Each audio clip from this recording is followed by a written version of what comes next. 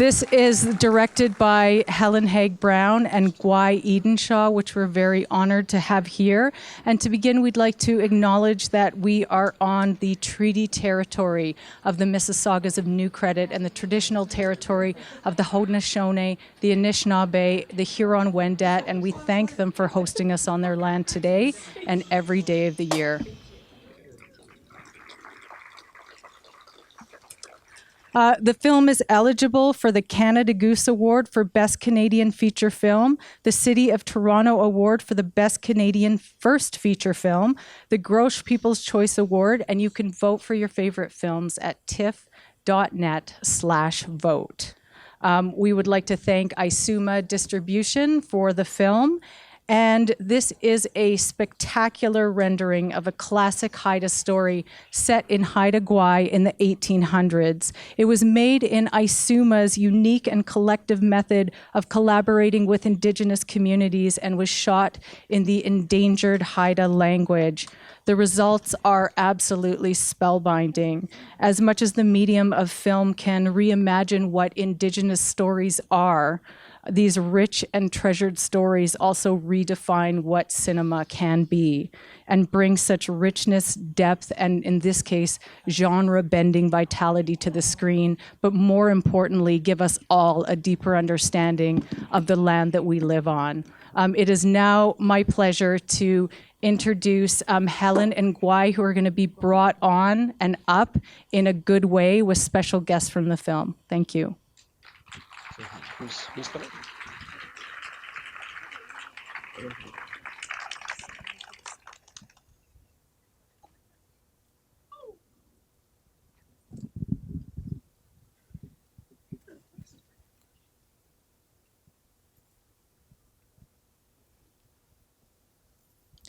Satlana gunang il Gaagiigas, ahayat singai Gaagiid dangathal kilt laga. Ahayat di Gaagiigas at di gurangai yuanga. Di kunisi di githla tulgat, di githla suda. Gaagiiga skawai kuna githla gudang stanawa ista. Agalska gut at alang is gina wadluchan kagai ulgai gyut ang kianang. Hawa delang aya koya is. Gina gand alang unsits itgi alang aslas. Hawa.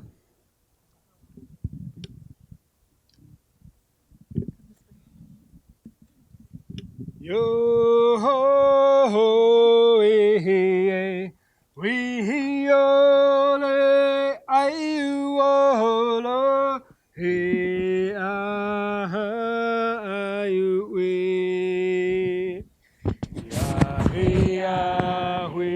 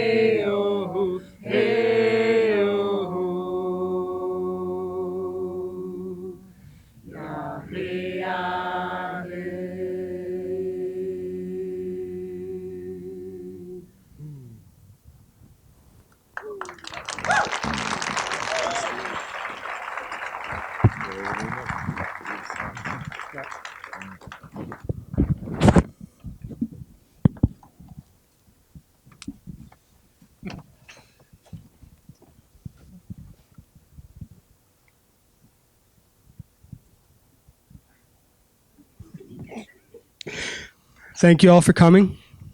My name is Gaagiixiid. This is Helen Haig-Brown. You see, we're practiced at co-directing together, eh? Yeah, it was our real privilege to work on this project together. All the time spent working opposite Helen, I did a lot of learning, and I'm just really happy to finally be able to show this project to you guys.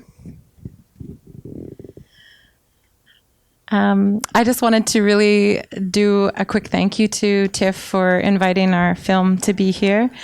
I wanted to do a kind of a special thank you to Dennis Goulet, who beyond her TIFF programming role has always been such a strong champion for Indigenous voice, Indigenous representation, and for making sure that Indigenous story is being told. We're super, super grateful to you. Thank you. Yeah. Yeah. And the film you guys are about to watch is the story of Gaagiixiid.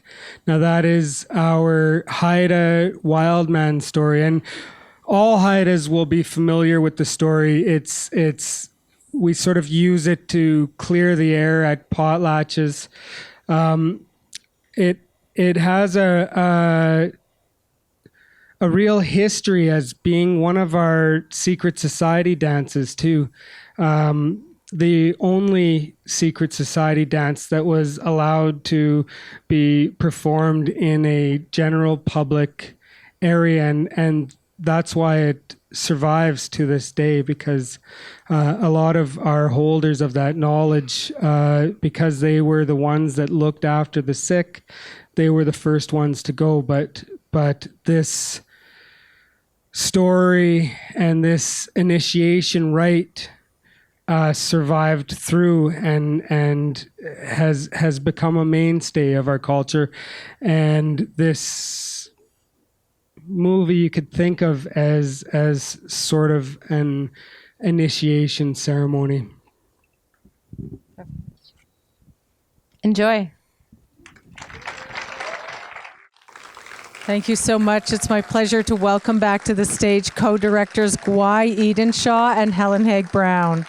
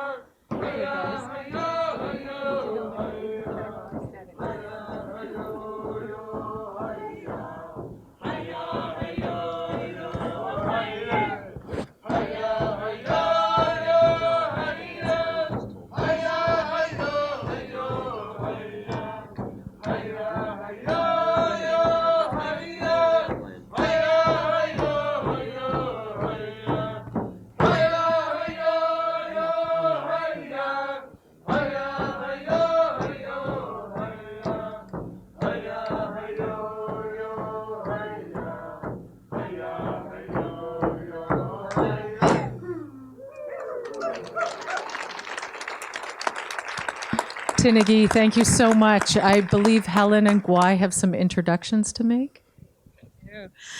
We would really like for the cast and all of the people who've been involved in the film, a lot of you have come from a long way. I feel like you all should be up here with us. Please join us.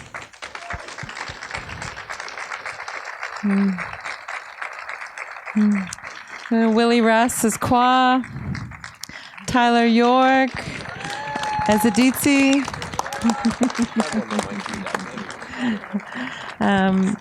John France, DP, producer, Erica Ryan Gagne as Aditsi's mother, Gila as Skyu, Christy Asu, line producer, production manager. Athena, costume. Athena Thaney, sorry. Adina, Aslaya, John Brent Bennett, Carver, props. James McGuire, production or props manager. Leonie Sandercook, a co-writer, screenwriter. Dana Moraes, production manager. Kenny Starr, music composer. And Doug Romanoff, also music.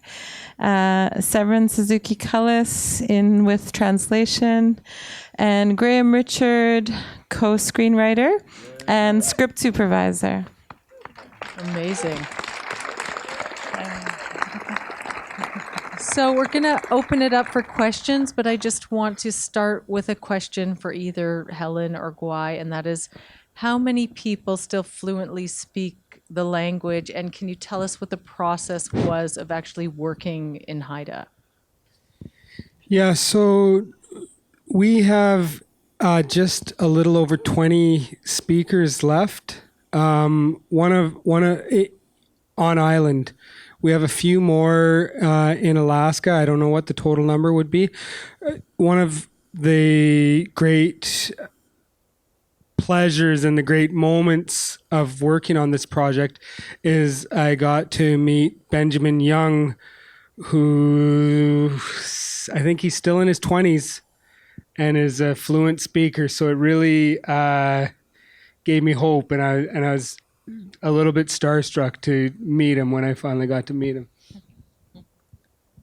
He was actually one of the characters in the film. I think he had only one line in the end, and we're like, God, we didn't really use his skills. And how did you guys go about actually working? Tell us a little bit more about maybe the rehearsal process, or what that was like, or who you brought together to help this happen. Well, so we worked with 3 dialects. Technically, we worked with many more dialects because there are as many dialects as there are surviving villages. But generally thinking, we consider there to be a southern dialect out of Skidegate, a northern dialect out of Masset, and then another dialect out of Alaska. There are small variations in each of those dialects. So in Skidegate, we worked closely with the Skidegate Haida Immersion Program, which is an amazing program where they sit the surviving elders together often.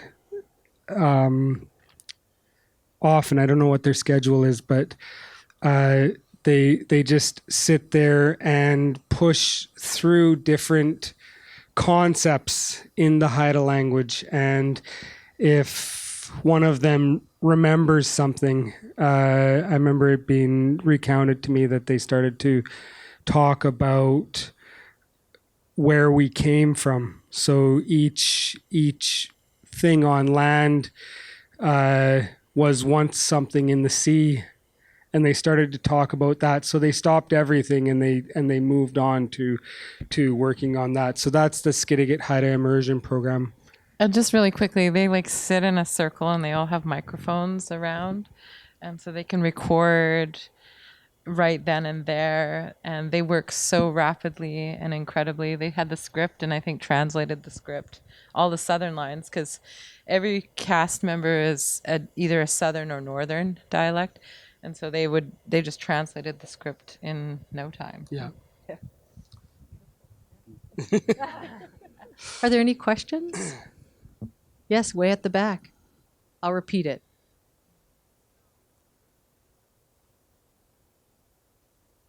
So were there any fluent native speakers of the language involved in the film? There's 4. Yeah.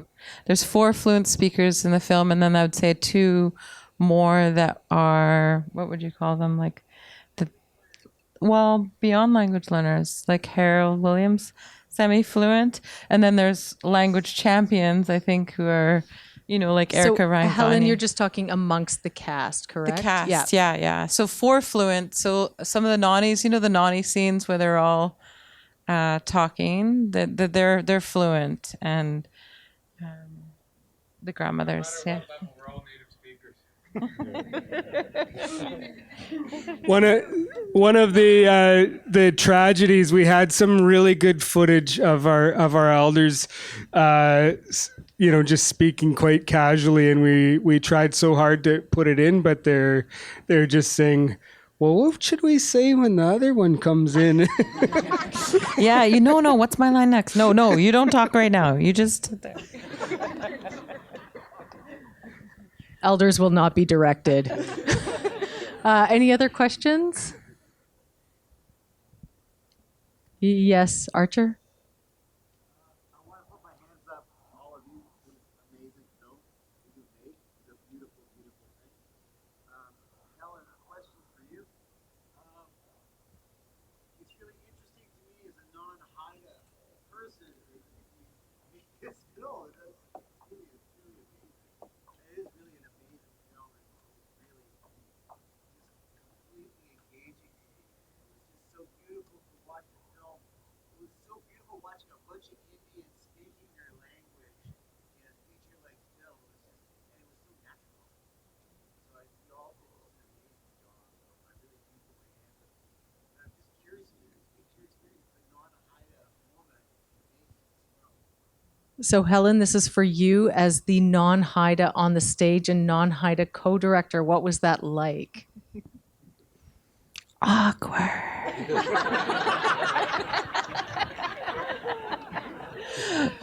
Well, not only to add to that, as a Tsailkotin, I'm Dene, right? We're like interior, we're like cowboys, we're like not water, ocean people. And then I'm also co-directing with one of the screenwriters. Hard, right? And then not being Haida. So it was a really amazing experience in the end for me, like really learning how to, well, it's a long story, but it was really, really, yes.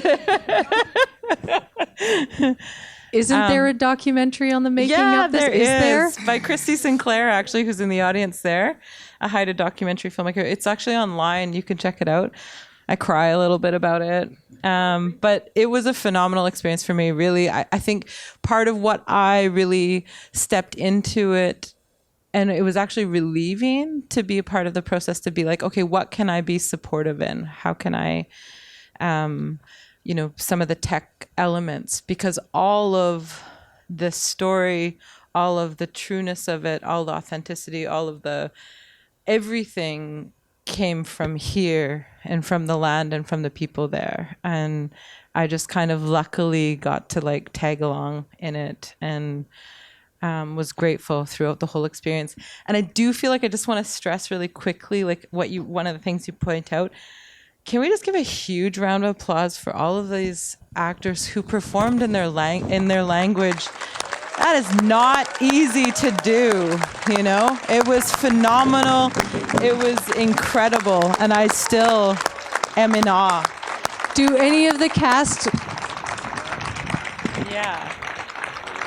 Totally in awe of you guys. Look at you guys,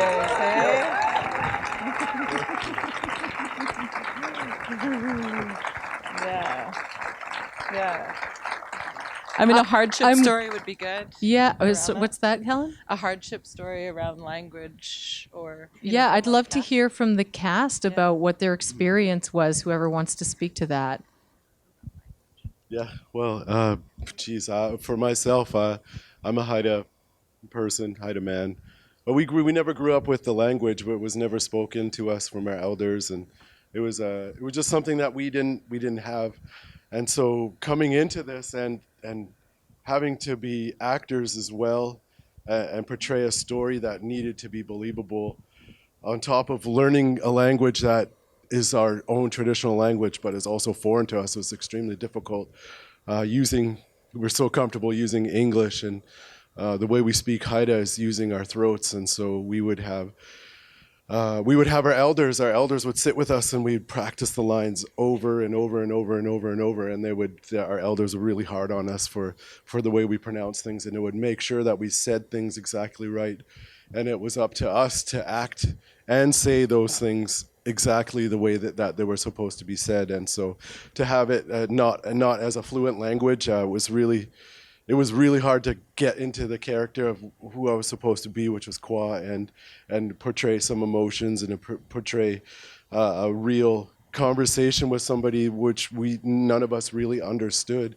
And so we would spend hours, Tyler and I we would sit in our cabin or in our tent, and we'd practice our lines, and we'd do it over and over. We'd sit on our stairs, and we'd be just sitting and enjoying nature and practicing over and over and over and over, and deciding like what kind of in our heads what we wanted to portray like emotionally, and I would do that with Adina as well. We would just practice over and over. We had a lot of incredibly tired days and tired nights. We hardly slept. We knew the responsibility that we had on us to do something that was totally authentic to what our culture is, and so it was. We put a lot of pressure on ourselves, and it was probably the hardest thing I had ever been a part of, and to be able to accomplish it in the way that we had has been stunning even to myself. And so I'm not sure how everybody else felt, but it was to please your own elders, to please your own older ladies is the hardest thing in the world, and everybody else doesn't matter. So if you please the older ladies, then you're good. Yep. We just have to make sure that's quoted, right? Please the older ladies. Willie Russ. I just want to say one thing, that during the preparation for this film, we had a 2-week language camp where all of our actors and all of our Indigenous language speakers, our fluent speakers, came together, and we prepared for this film. And I had one elder tell me that they had no hope for our language. They thought our language was dying. And when they came and worked with us for 2 weeks and heard all 3 dialects of our language being spoken in one place, they said for the first time they had hope that our language was going to survive.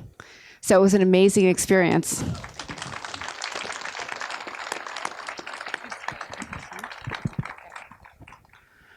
Kunjat hinu di had kyang, Adina hinu di kyang. Diuj aslanas gagang, ga odas gustu di kolagang. Jat kenjas hinu di nan kyang, kun au hinu di au kyang. Kunjat is my Haida name, Adina is my English name. I belong to the Jathlanis clan from the Eagle Moiety. My grandmother is Jutkin Just, and my mother is Kun Au. Our language is something that makes us who we are. Our culture and our curiosity of how did Helen feel being amongst Haida people and belonging to the Chilcotin. It's our culture and the respect that any nation has for our culture. And our language is exactly who we are. And in the movie, you'll hear Ja'i. It's an expression, and it can be used so many different ways. So the language for me, I started learning when I was in kindergarten, and it was something that I started to forget when I was finished high school. And I remember going to school thinking, I want to be a fluent speaker. I want to be a fluent speaker. That's all I ever wanted, was to be a fluent speaker like my Haida language teachers. And on Haida Gwaii, we have some beautiful women and some beautiful men who are so working very hard to make sure that our language stays with us. One of the nannies said that any person can copy our art, they could copy our weaving, but they can't copy our language because that's who we are.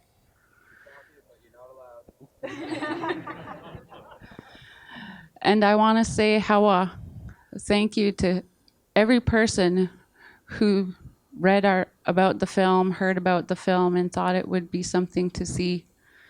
It's appreciated by so many people on Haida Gwaii. It's appreciated by so many people across Canada. Hawa to all the language speakers, Hawa to all the grandparents who held it for us, and Hawa to all the creativity behind it and all the support that we've had in all shapes and forms. Hawa.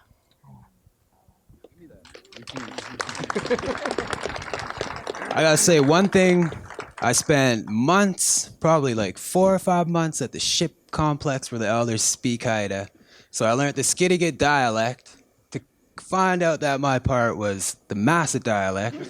So I had to learn all over again, which was fun. It was fun. It was fun. You know, like everybody was great. They were patient with me. And like Willie said, we spent hours together just working out the lines and really trying to, you know, hit it home, I guess. I don't know.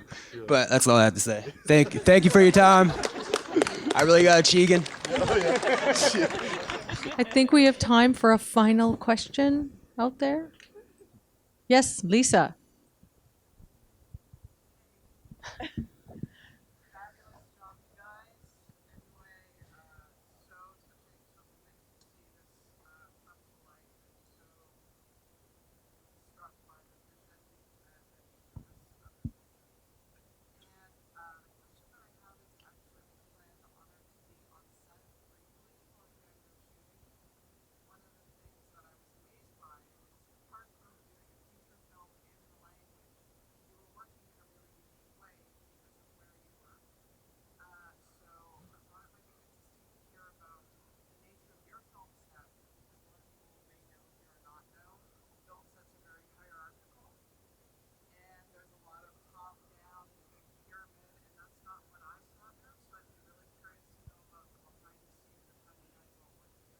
So the question is about the working process because the audience member had visited the set and noticed that it felt like a different process and that usually film sets are very hierarchical in nature, and she wants to know what it was like to be on your set. Well, I'll speak briefly and pass it off because I don't know what it's like to be on any other film set. So, well, for one, I was working with my nannies and nunnies. So, you know, I thought I was the boss. But we all know who's really the boss in those situations. There's a few funny moments where they got together and usurped the whole operation.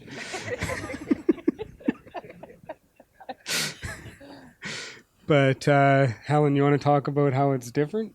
I was curious about the usurping. I'll just tell a little bit and then we can pass it. Yeah, so for those who don't know, Asuma came on board. Asuma is a production company in Nunavut who very much pride themselves in a community-style filmmaking. And you could tell that these producers valued that. They were very different than a lot of the other producers that I've worked with before. And Helen, can I just say, Isuma is behind Atanarjuat, the Fast Runner, which is critically regarded as the best Canadian film of all time, among many other films in the repertoire, like The Junos of Knud Rasmussen. Just throwing that in there. Oh yeah, that too. But it was amazing to work with them. Yeah, it was a really phenomenal experience. This whole process has been incredible. But just working with them was a really phenomenal experience because right away you could tell that they just didn't blink about anything, right? Haida Gwaii is a small island off the west coast, and I remember when we were location scouting and we would be like, okay, hour and a half boat ride. And then we'd hike for like 40 minutes. And then let's do another 20-minute hike up these rocks. And oh yeah, this is a good spot here. And I'm like, are you guys kidding me? Like, who's going to lug the gear here? And who's going to, and the producer's also the camera guy. And he's just like not blinking, totally fine. And they're like, yeah, we'll just build a big camp and, you know, a bunch of wood stove canvas tents and cookhouses and just everything was so super just structured very different, like and how what we could do. And then with that was also the collective style filmmaking, and you can just from our co-direction, but also like collective style process. And it was liberating. It actually really, like for me working, like Gwaii said, he hasn't experienced, this was his first set. And for me, it was, I've been working in film for about 17 years, and I have to say that I've always kind of leaned towards the collective style, but this really pushed me to another place, and it was a phenomenal way. It was really, really incredibly liberating. I'm sorry I'm not giving very many details, but it just was. I had to learn how to be willowy, and learn how to let there was Haida Gwaii, and like we just. That's you learned how to just roll with things and let the nannies guide. So I just wanted to say this film came from our community. It came from community planning. And in our community, they said they wanted to, number one, they wanted to revitalize our language. It was in a crisis, and it still is in a crisis. So we wanted to revitalize our language. We wanted to protect our land and water. So that's where the idea of the movie came from. So we got to this point from our community on Haida Gwaii. And then during the filming process, we became a community on set. We had 60 people living in a remote area with no electricity. We had to all look after each other, living in tents. And we got to a point on set where we knew we were running over budget. We're running over time. How are we going to make this movie happen on this budget where it was and the short time frame? And we had to work together to come up with solutions. And so at one point in time, we decided, okay, the only way we can make this movie happen is if we divide into two. And so we had to take Helen on one side and Gwaii on the other and break into two different sets and have our language support team on one side and another language support team on the other side and go and get these scenes on this side and these scenes on this side. And this film would never have happened without our whole team coming together, and Athena with her costume and everyone else breaking into two and figuring out a solution as a group to make this happen. And so as a community of filmmakers, we made this happen. So it was an amazing community-driven film project. Beautiful. Do you have one more comment? Yeah, like Dana was saying, we had to come up with answers. We needed to make something happen. So we had Graham here, who's one of the writers of the story, who was also working several other different jobs. We all worked and did many different things. There was a day where Tyler and I, the two of the lead actors, were digging an outhouse for everybody. So we did what we had to do whatever we had to do and make it work. I mean, we all had each other's back, and we believed in the vision that was brought forth by Gwaii and Graham and Gwai's brother Jolin, and we just a part of what our culture is that we just always move forward. We try as hard as we can, and we never give up. And we just do what we have to do in order to move forward and have our people be proud. That's one of our traits is being really proud people. And so we just did what we had to do at every turn. Whatever sacrifice we had to make, we did it. Whatever we needed to do to make it move forward, we did it. And we just all believed in one another.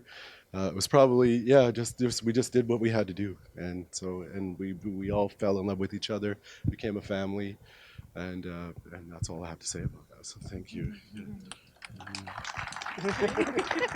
That's all the time we have. Tinigi so much for this project. Thank you. Thank you to everyone for coming. Thanks for staying up so late.